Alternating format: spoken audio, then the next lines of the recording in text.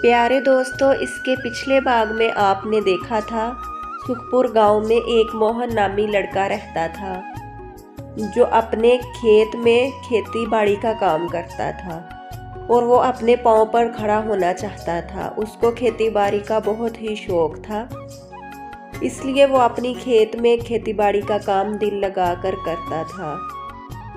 एक दिन मोहन के अब्बा रामलाल जब मोहन के पास जाते हैं और उसको शादी के लिए कहते हैं, लेकिन मोहन अपने अब्बा को शादी से साफ इनकार कर देता है। मोहन का अब्बा मोहन को काफ़ी समझाता है, लेकिन मोहन अपने अब्बा की एक भी बात नहीं मानता। वो अपनी जिद पर ही अड़ा रहता है। मोहन का अब्बा वहाँ से चला जाता है और मोहन वापस अपनी खेत में अपना काम शुरू कर लेता है।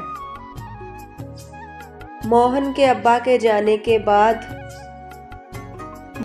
एक सुबह मोहन जब अपने खेत में जाता है तो वो अपनी खेत देखकर बहुत ही खुश होता है और उसकी आंखों में खुशी के आंसू आ जाते हैं कि उसकी मेहनत रंग ले आई। उसकी फसल खेत में ऐसे लहलहा रही थी जैसे सोने की बालियां हों। वो अपनी खेत को देखकर बहुत खुश था और वो यही कह रहा था कि मैं अपनी खेत की कटाई अब तभी आकर करूँगा जब मैं अपने अम्मा अब्बा को जाकर अपनी मेहनत और अपनी फसल के बारे में बताऊँगा। उसकी फसल बहुत ही खूबसूरत लग रही थी। ऐसे ही बातें करने के बाद मोहन जो था वो अपने बैलगाड़ी में बैठता है और अपने गांव की ओर रवाना हो जाता है। उसकी खुशी का तो कोई भी ठिकाना नहीं था। खुशी भी उसको क्यों ना होती, उसकी दिन रात की मेहनत रंग जो ले आई थी। मोहन अपनी बैलगाड़ी को बहुत तेजी के साथ चला रहा था। उसको अपनी अम्मा अब्बा से मिलने की बहुत ही जल्दी थी। थोड़ी ही देर तक मोहन अपने गांव में पहुंच जाता है और अपनी अम्मा के पास जाता है।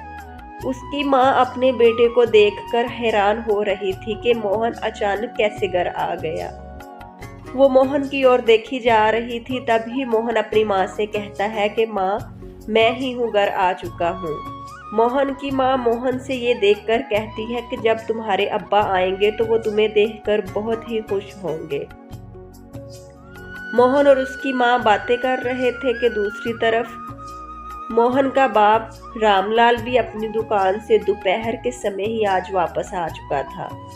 वो रास्ते में ही था कि उसके जहन में ख्याल था कि आज मोहन भी हमारे घर में होता तो मैं और शांति देवी और मोहन तीनों एक साथ बैठकर खाना खाते।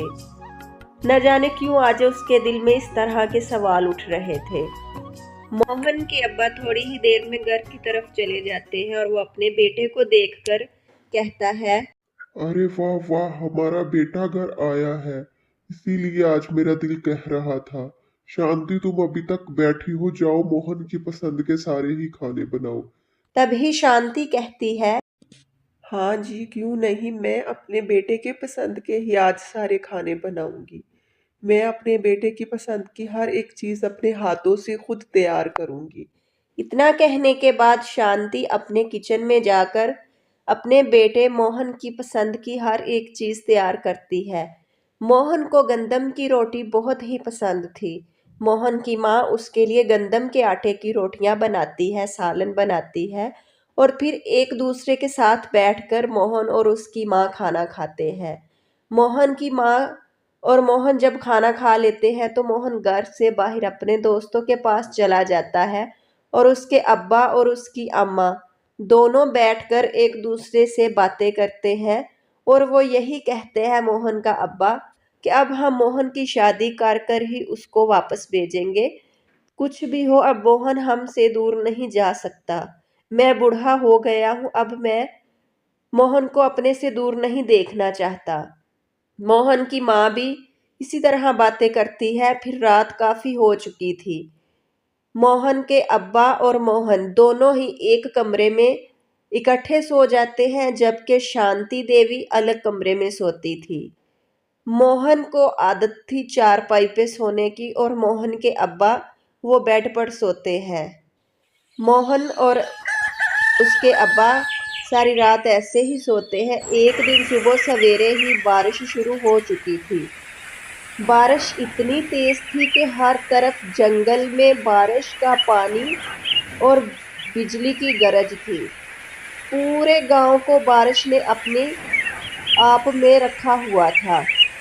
बारिश तो रुकने का नाम भी नहीं ले रही थी। मोहन की सारी फसल जो उसने मेहनत करके दिन और रात लगाकर उगाई थी वो सारी खराब हो चुकी थी। बारिश का पानी उसकी फसल के ऊपर टपक रहा था। मोहन को इस बारे में बिल्कुल भी नहीं पता था कि पूरे गांव में बारिश हो रही है।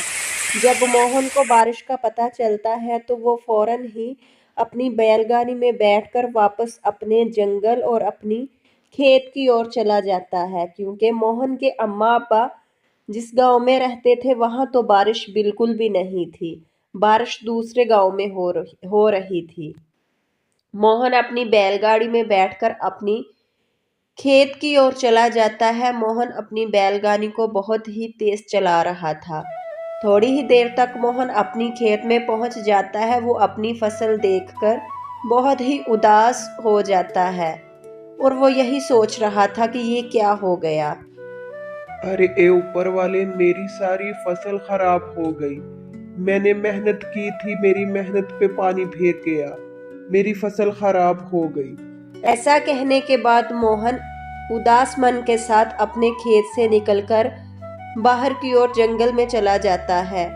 वो बहुत परेशान था कि अब वो क्या करेगा। उसने इतनी मेहनत की थी, उसकी सारी मेहनत बेकार हो गई। मोहन जब रास्ते में जा रहा था तो वो यही सोच रहा था कि अब उसको दोबारा अपनी खेत में काम करना पड़ेगा। ऐसे ही रात हो चुकी थी। मोहन अपनी वापस खेत में आता है और वही शाम का खाना खाता है। अभी भी उसका दिमाग जो था और उसकी फसल और उसकी बर्बादी की ओर था। खाना खाने के बाद मोहन ने अपना बिस्तर लगाया, अपनी चारपाई पे लेटकर सो गया। लेकिन मोहन को नींद नहीं आ रही थी।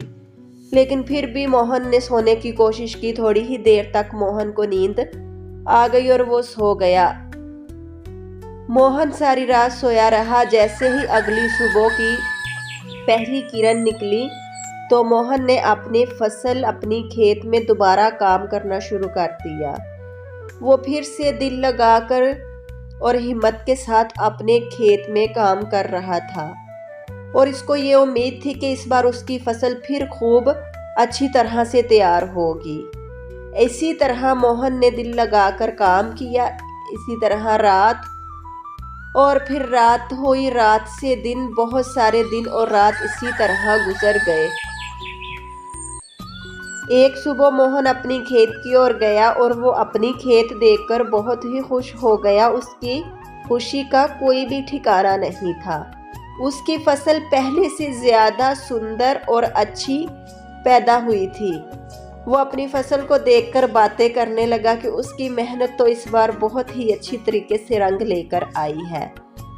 मोहन वापस अपनी बैलगाड़ी लेकर अपने अम्मा और अब्बा के गांव सुखपुर की ओर रवाना हो गया और इस दफा उसने अपनी फसल की कटाई भी कर ली थी।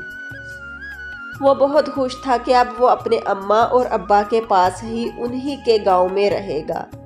उसने जो ख्वाब देखा था वो उसने पूरा कर लिया था। अब वो अपने अब्बा की बात मानकर शादी करेगा। यही सोचकर वो अपने अम्मा और अब्बा के पास पहुंच गया और फिर उसकी अम्मा और अब्बा ने उसकी शादी कर दी। प्यारे दोस्तों, इस कहानी से हमें ये सीख मिलती है कि मेहनत ज़रूर रंग लेकर आती है। आप लोगों को मेरी कहानी अच्छी लगी हो तो मेरे चैनल को सब्सक्राइब करना ना भूलिएगा। आपका दिन